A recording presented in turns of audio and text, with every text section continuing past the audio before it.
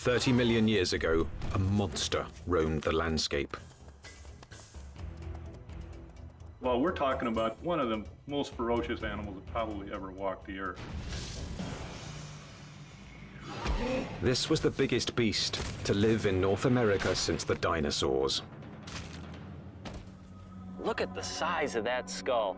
Look at all those teeth in there. There is no animal like this anywhere. See, if this thing's biting over the front... But this creature's true character has baffled the world's best paleontologists. It might look like a pig, but it's more vicious than a grizzly bear. One thing is for sure, this beast was so frightening, some call it the pig from hell.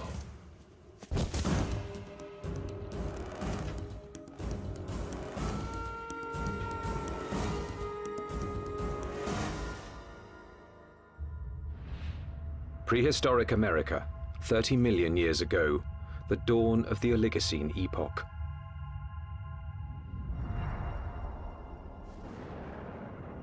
The Earth was cooling, and as temperatures dropped, the landscape began to change. In what would someday be Nebraska, Wyoming, and South Dakota, tropical forests gave way to a radically different environment. As forests disappeared, animals had to adapt to a dangerous new world of wide open spaces with nowhere to hide. A world where there was only one way to survive: run for your life. Camels become adapted for open country, horses become adapted for open country, and you have to be able to escape your predators by being fast runners. As prey animals became harder to catch, predators also had to change. In this arms race, it took speed and jaw power to stave off starvation. There were nimravids, cat-like creatures with saber teeth, which could kill with one quick bite. And the fearsome hyenodon with its lethal jaws.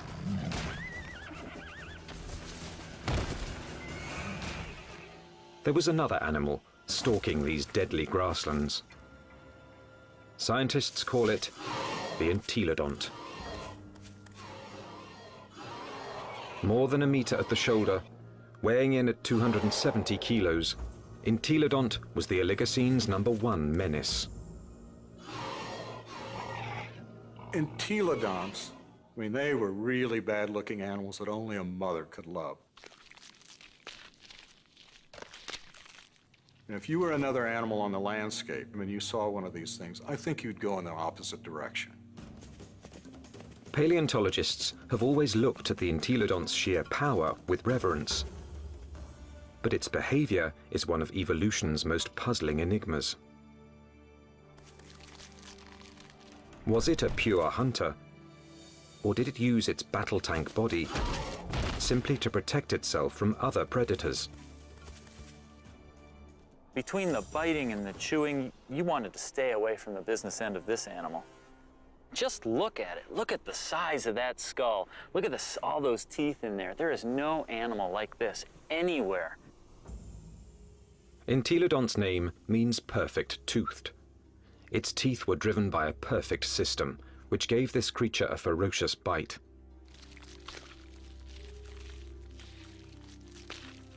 Its jaw power came from two massive cheekbones that leveraged the muscles and supercharged them, driving the deadliest jaws of its time. Jaws that could open 90 degrees and could clamp down harder than a hippo's or a crocodile's. This beast was bioengineered to bite. But what it was eating and why remains a mystery. Entelodonts have no modern relatives, no modern close relatives. So it makes it a challenge for a paleontologist to figure out how they made their living. What would an animal with such an enormous flange on its face, such enormous teeth, be eating? What was it doing? Entelodont fossils first caught the attention of scientists in the 1850s. They decided it was a bear-like creature. But then grooves in the teeth suggested that entelodonts were digging for plant roots, meaning that they literally ate like pigs. Today, scientific analysis has confirmed that the entelodont's closest living relative is the pig. But while this creature has some pig-like features, scientists have struggled to place it in any one category. In many ways, they're analogous to pigs, but they're also analogous to bears. They're also analogous to hyenas. Nobody's thought about these animals before. And there's no animal alive today that is a direct comparison to entelodonts. The lifestyle of entelodonts has provided paleontologists with difficult questions. A new generation of scientists is looking at the entelodont to determine why this plant-eating animal had teeth like a carnivore.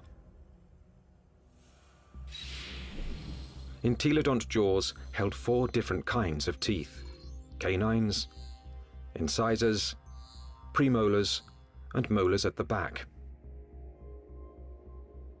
The back molars were ideal for grinding vegetation, but it's hard to imagine that the entelodonts would have needed such lethal canines and incisors just to grab plants. Then, in 1993, a discovery suggested that entelodonts were chewing on much more than plant roots. We've got a set of vertebrae here. You can see the neural spines are evident.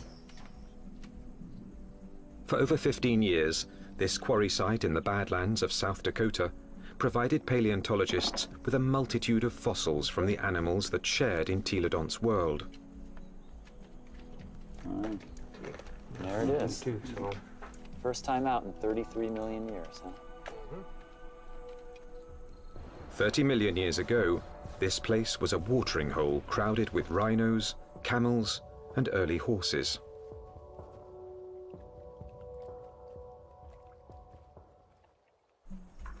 Well, we have some articulated ribs. Scientists also found one of the largest collections of entelodont bones in the history of North America.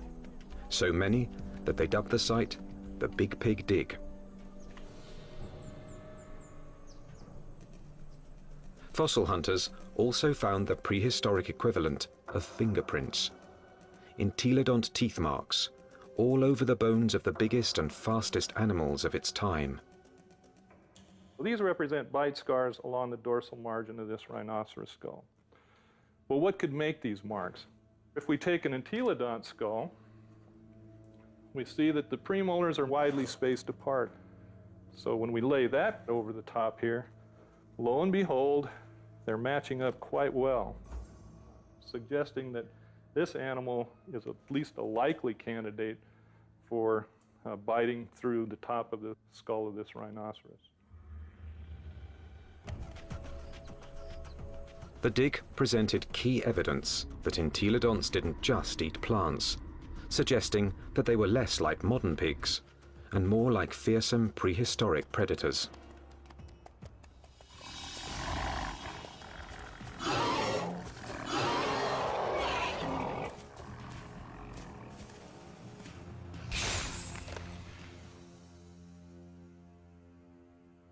If we look at the front of the mouth of an entelodont, it's got a very strong bite that's interlocking.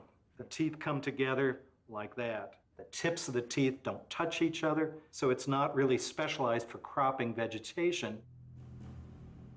In addition to interlocking, the front teeth angled slightly forward, giving entelodonts the ability to grab and nip, something plant eaters don't need, but meat eaters do.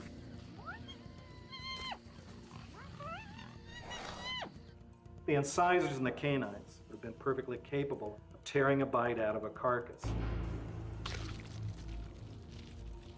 But dentition isn't the only reason paleontologists believe the entelodont was a dedicated carnivore. Under Wyoming's rugged terrain, scientists are finding more and more bones bearing the signature of entelodont's powerful jaws.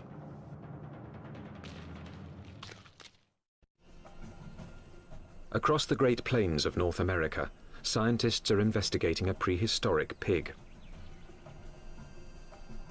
Entelodont has the teeth and jaws of a fierce predator, but its long, thin legs and cloven hooves suggest it might not be a very good hunter, because it couldn't use them to grab prey. Who was this beast, nicknamed the Pig from Hell? One veteran fossil hunter believes he's found the answer.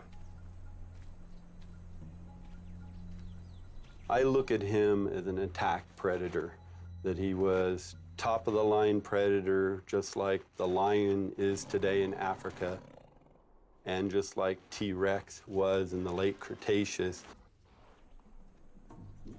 Paleontologist Kent Sundell has great respect for this creature's power to kill. At Wyoming's White River Formation, he's found what he thinks is ultimate proof of its hunting prowess. 25 million years ago, this was a flat plain near a river where horses, camels, and rhinos gathered to drink.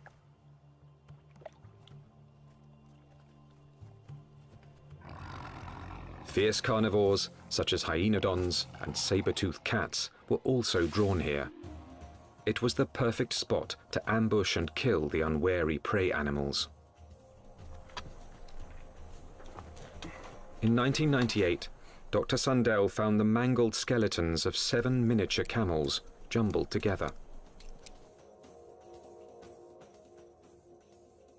All the bones had been gnawed, and 6 were missing their hind quarters. In theory, they could have been the victims of several predators, like the hyenodon or early saber-toothed cats. But when Dr. Sundell matched up the teeth from White River's meat-eaters with the bite marks on the camel's bones, only one fitted.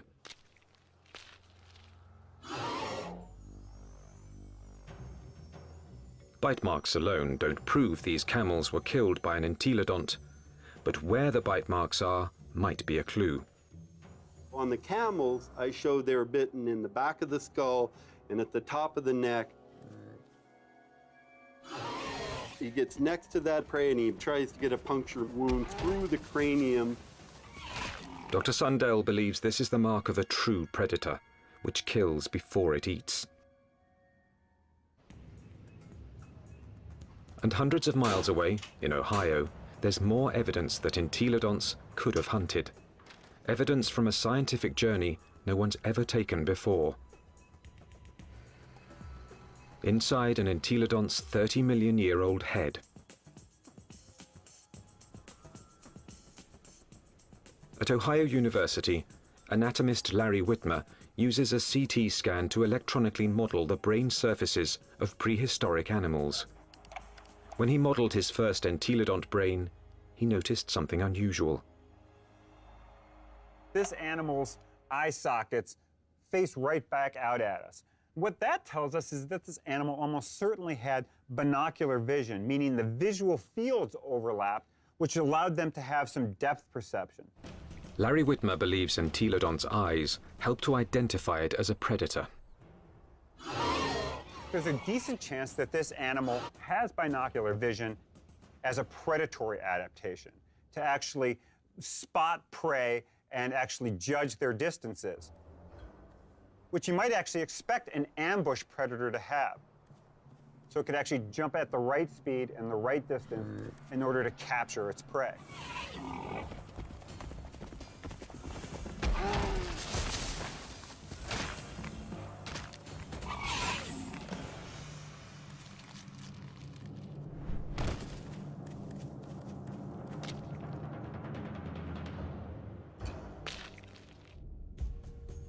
But entelodont's bizarre bioengineering doesn't inspire confidence that it could run and jump.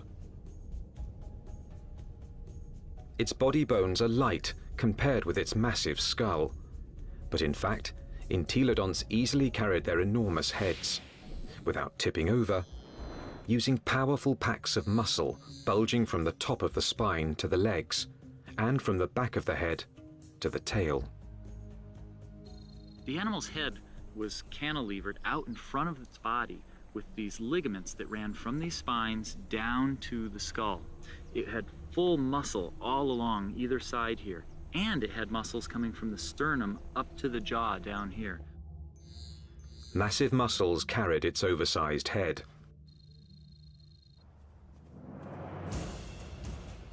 But to bring down a camel, it would also have to run fast. And that's when the entelodont's agile, lightweight body may have paid off. There's just one problem. When a predator catches its prey, it relies on its claws to grab it and bring it down.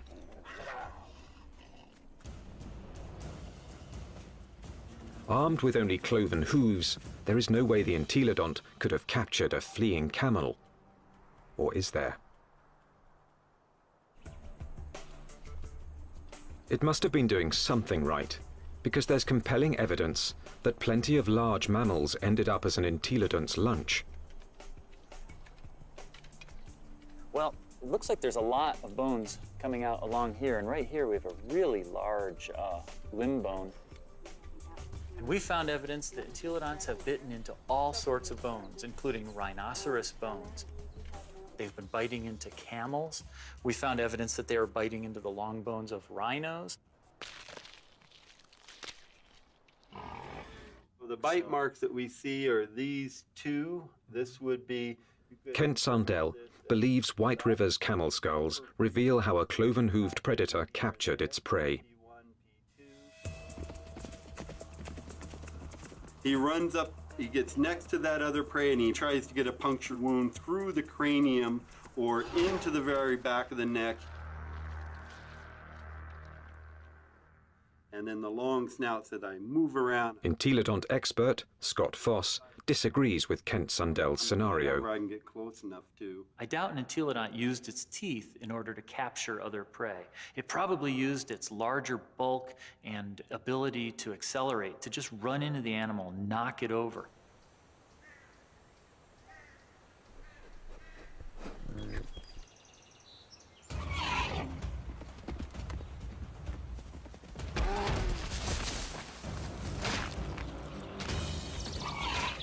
Once I had that animal knocked over, then the teeth can go into business, then the jaw goes into business, and it could crush whatever it went into.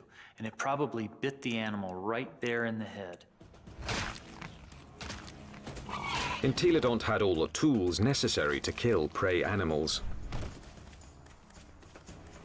But there is more to the job of hunting than just the kill. A top-flight predator must have the ability to find and ambush its quarry. To understand this part of the process, science needs a fossilized window into an entelodont's world. What would we see if we could follow in an entelodont's 30-million-year-old footsteps? At a fossil site in Nebraska, that's exactly what scientists have done. And these footsteps have led them on the trail of the creature's hunt for food.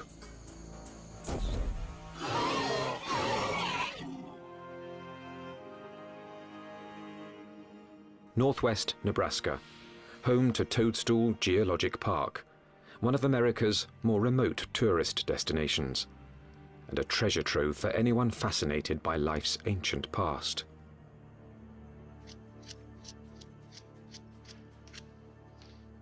Okay, here's our heel pad. Toe, toe, center hoof, which bears most of the weight, the middle toe. So that makes this a very nice rhinoceros print. 30 million years ago, these solid rocks were muddy stream banks, where migrating animals left their footprints, still preserved in Toadstool's rocks. Well, once we get it clean, it's a very nice rhino. Weigh in anywhere around 500, 600, 700 pounds.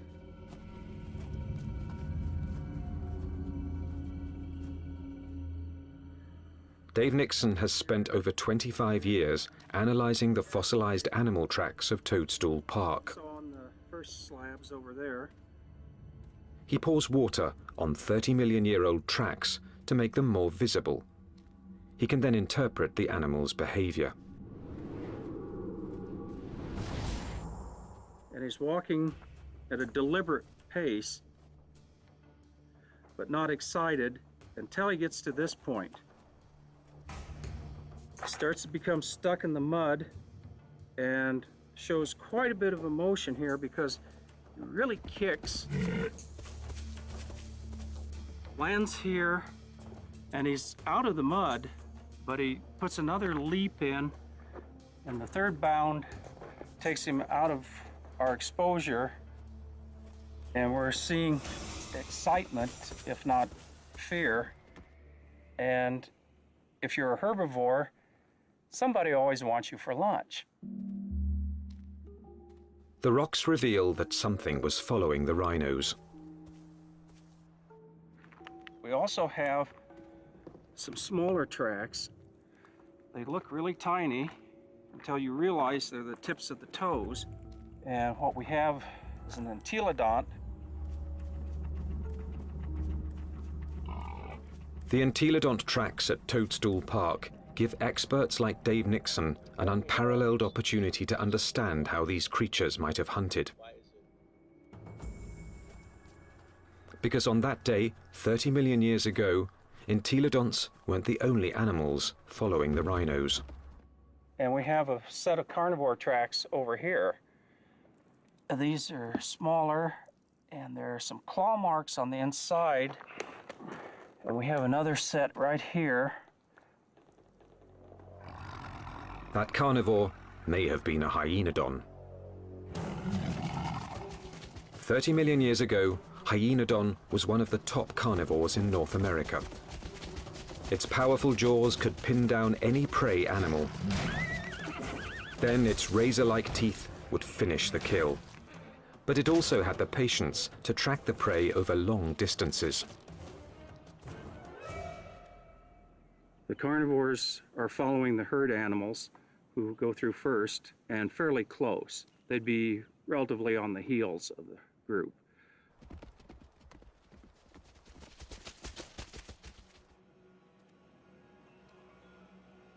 Mysteriously, the tracks also reveal that the entelodonts were letting the competition get closer to the prey. They're following the main herd, but they're not as close in time. Why would a hungry entelodont on the trail of a meal allow another predator to rush in for the kill?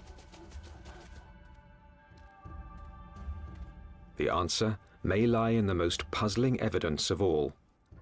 What's interesting, the rhinos are going that way, and the entelodonts are running at about a 45-degree angle to the rhino trail.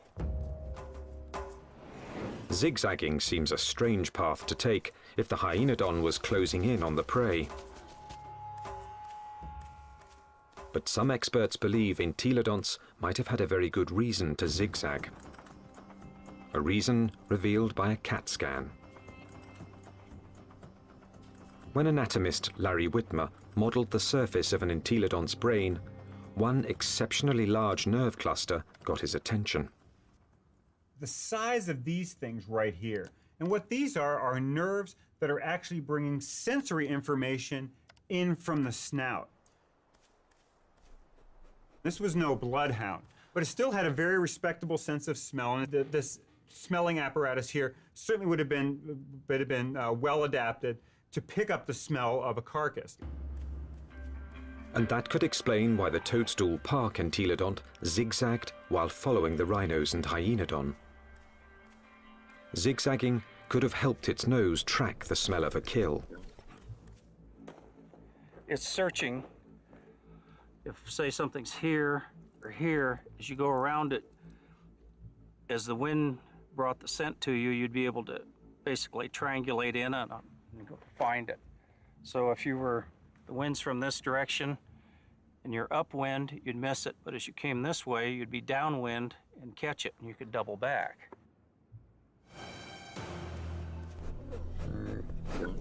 It puts its nose up in the wind, it catches the scent, and then it's going to start zigzagging along, walking from one side of the riverbank to the other until it picks up a smell, and then it'll start zeroing in on it. And by moving from side to side, it's able to pick up changes in that smell and zero in which direction it wants to go. How do we know this behavior? Because animals with good smell do that today. Modern predator behavior could provide crucial clues as to how the entelodont lived. There's no doubt that this 30-million-year-old battle tank was built to kill, but it may have let others do the killing and then moved in to take possession. One of the strategies we often see that takes place is where one animal will chase another one off of a carcass. We see this at Yellowstone National Park, where wolves will bring down an elk and a grizzly bear will chase off the wolves because it's bigger, it's nastier. This might have happened to the hyenodon at Toadstool Park.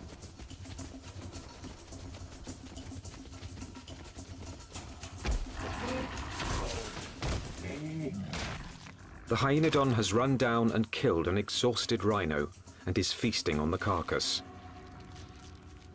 until the pig crashes the party. The razor-jawed beast goes from fearsome predator to underdog. The hyenodon might get in a few blows, but the entelodont's bulk would overpower its rival.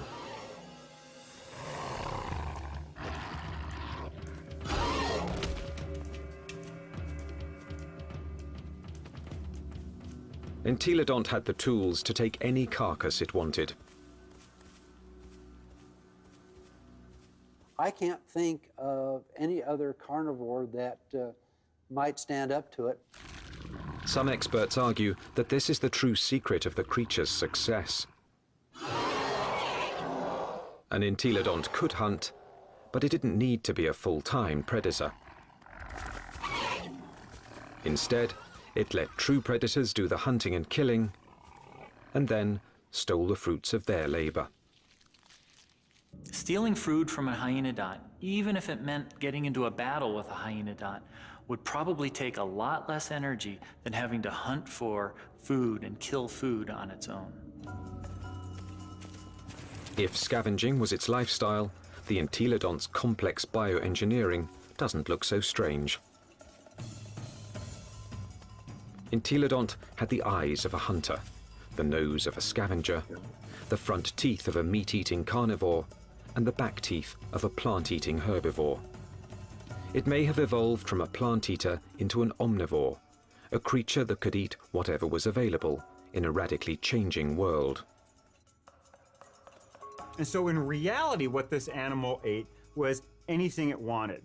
That's part of the reason why these animals were as successful as they were for as long as they were on the planet. The entelodont's success was about to be tested by an ever-evolving planet. The Earth was growing cooler, and the landscape was changing. Some of the entelodont's fiercest rivals would not survive, but the pig from hell was about to show it could withstand the test of evolution by getting bigger.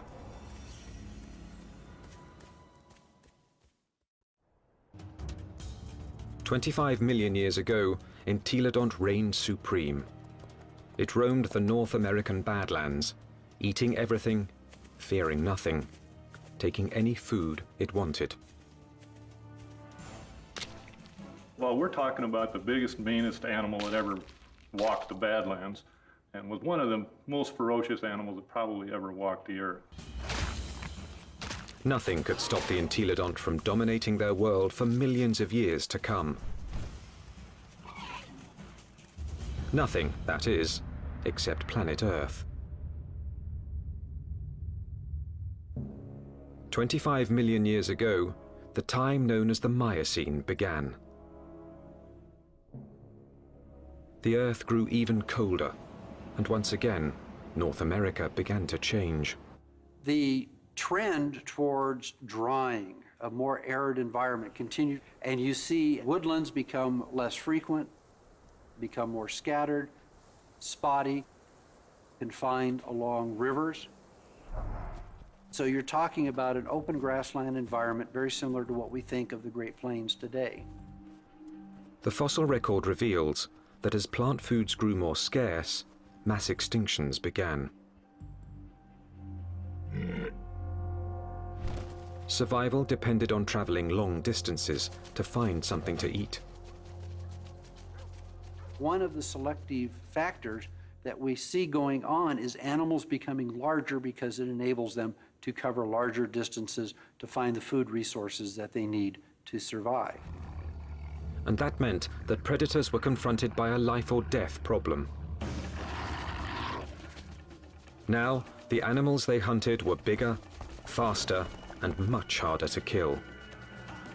It's like an arms race. If the prey become much larger, they become too big for carnivores to handle, and so the carnivores have to get larger in order to be able to feed on these larger prey items. Some predators, such as Hyaenodon, couldn't meet the challenge. After 10 million years as North America's apex hunter, it disappeared from the fossil record, and that put Entelodon's survival on the line.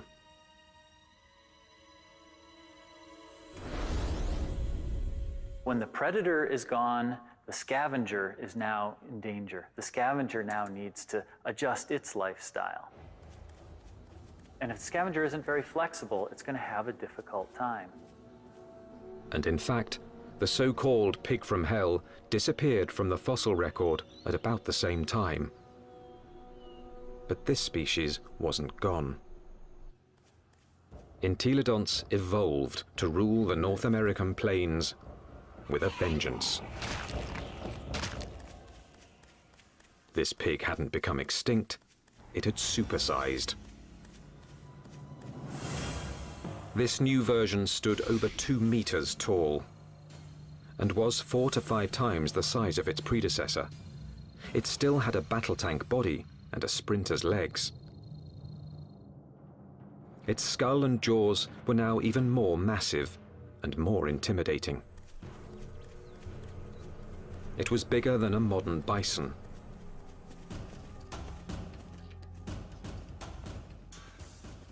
The experts call it Dinohyus, a name meaning terrible hog. Terrible enough to earn a nickname of its own, the Terminator pig. Dinohyus. This is the monster of monsters. This is the beast of beasts. The skull alone is almost 1 meter long. This thing could bite through anything. The canines are this big around. They're just an enormous animal. And what is it doing? The answer lies at Agate Springs, Nebraska, one of the few places in North America where Dinohyus fossils are found. 24 million years ago, this place was a watering hole, an oasis in the arid sea of grass.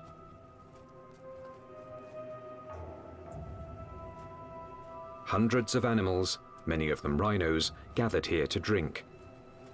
And as the drier, colder planet killed off their food supply, they came here to die, making Agate Springs a paradise for predators and a favorite haunt of the Terminator pig.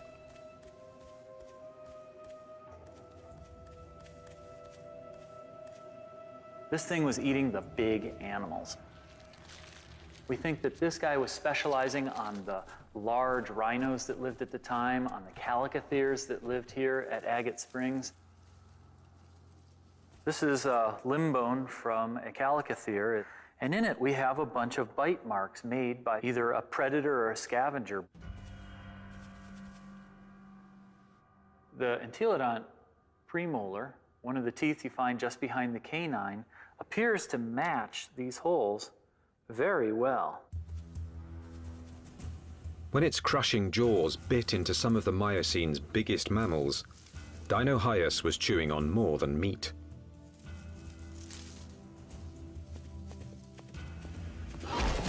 But the important part of this bone is this end here, where it's been broken off. The animal bit through the bone, sheared it off, and then had access to the nutritious marrow that was inside. Bone marrow is one of the most nutritious foods an animal can eat. And in times of mass extinction, it would have been a prime source of nutrition. As the Miocene climate change killed off thousands, a diet from scavenged bone marrow may have allowed the Terminator pig to thrive. The long bones contain marrow, which is good for several years after an animal dies, so think of it as canned fat that would be available during a drought. So the pigs could still find food after a massive die-off, even if they're looking at mostly skeletons. The Terminator pig was the pinnacle of entelodont's evolution. This beast had supersized to survive the Miocene's challenge. And it very nearly succeeded, but not quite. Because in this new world, survival would ultimately depend on a skill set even the Terminator pig didn't possess. 20 million years ago, a new monster predator arrived in North America. The bear dog.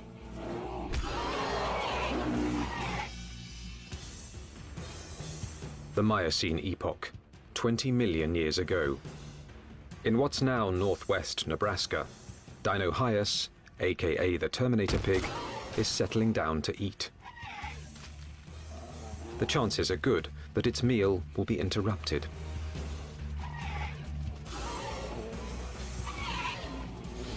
With its huge size, it could handle just about any threat to its dinner, except a threat it had never seen before, the bear dog. A recent arrival from Asia, this savage, bone-crushing beast wouldn't back down from any fight.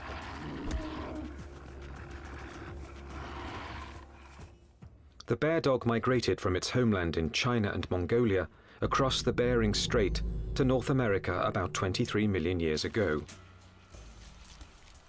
Just about the time that North America's top predator, the hyenodon, suddenly disappeared.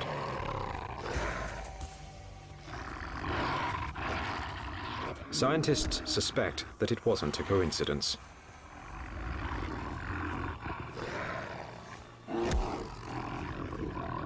They certainly were probably much better predators in lots of ways compared to hyenodon.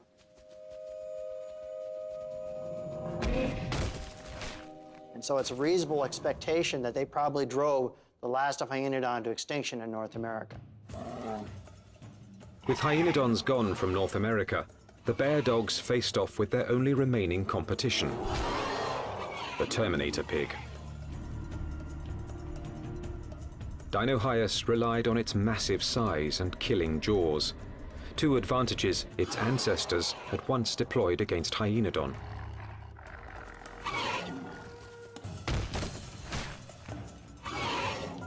But the bear dogs counterattacked with new evolutionary weapons. Its first weapon was speed. With its heavily muscled, top-heavy body, Dinohyus could be a fast runner in short bursts. But on the vast, open plains, the bear dog's bioengineering was perfectly suited for long-distance pursuit of prey that was becoming much harder to catch. When you look at the skeleton of this animal, it's a much more sophisticated, much faster running animal. We see longer legs in the horses, longer legs in the camels. So if it came to running down prey items, this animal would have had an advantage. Its next weapon was its teeth. Entelodonts ate well because their jaws and teeth could tear flesh and crush bone to extract its highly nutritious marrow. But bear dogs could do these things just as well. In fact, even better.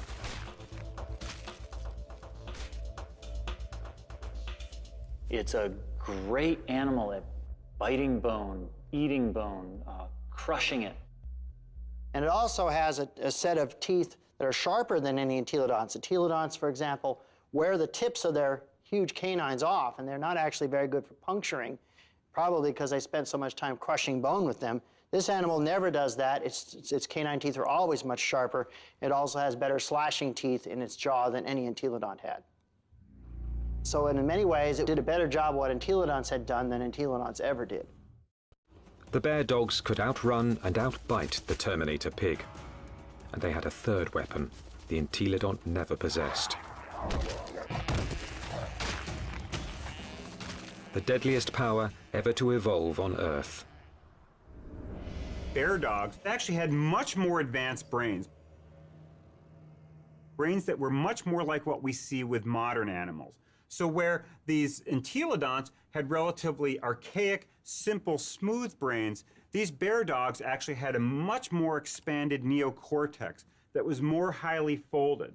These were more sophisticated animals. Instead of developing brain power, entelodonts had responded to the Miocene challenge by supersizing into Dinohyus. For almost 20 million years, they had ruled their world by brute force.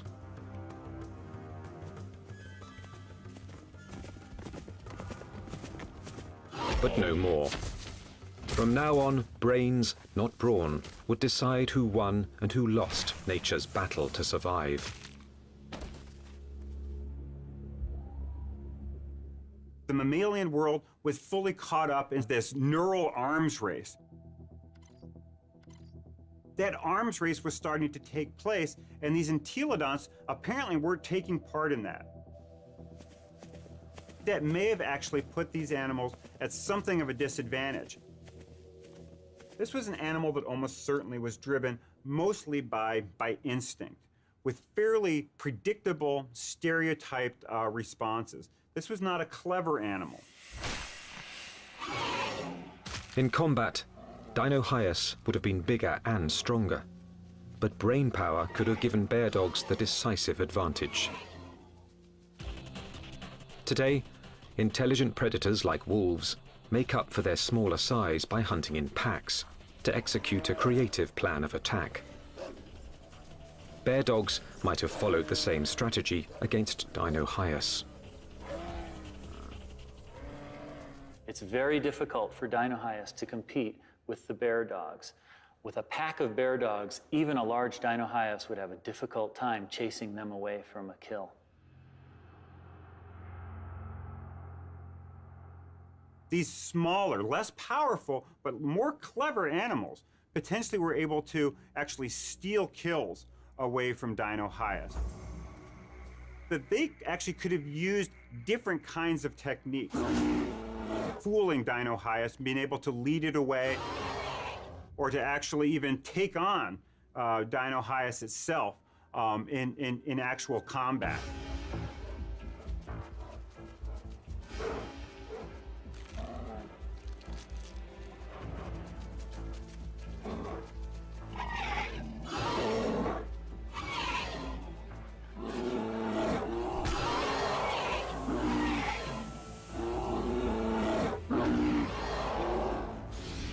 And so this is a more advanced animal in terms of its teeth, in terms of its speed, in terms of its overall body size, and especially in terms of its intelligence. This thing has a much larger brain for its body size than does any entelodont.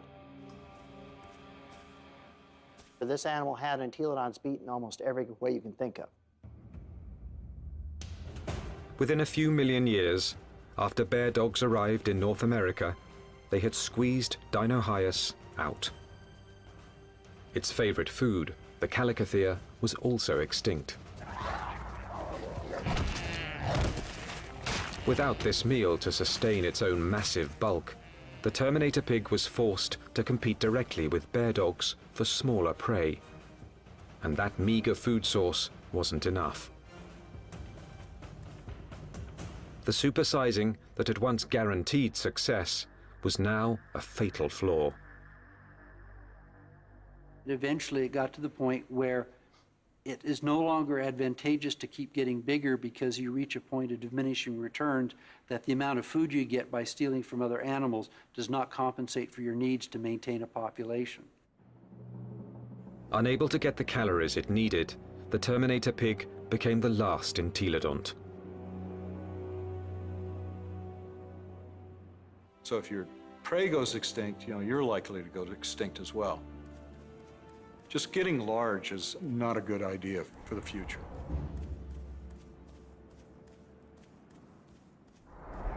Despite its rapid demise, entelodont was an evolutionary success. It dominated its environment for nearly 20 million years. It had the ability and intelligence to either hunt, scavenge, or forage, allowing it to survive on any available food source. This behavior is now the norm for more modern omnivores, like bears and humans. And some think a bit of entelodont's predatory instinct still lives on. When I was a kid growing up on a farm, I was always told, don't fall down the pig pen, they'll eat you. But the entelodont's living legacy isn't what fascinates the experts. Science is unraveling its secrets. Nothing else quite like it has ever walked the earth.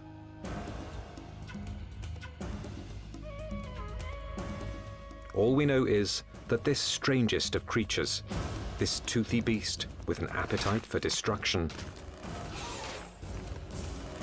dominated its brutal, dangerous world for tens of millions of years.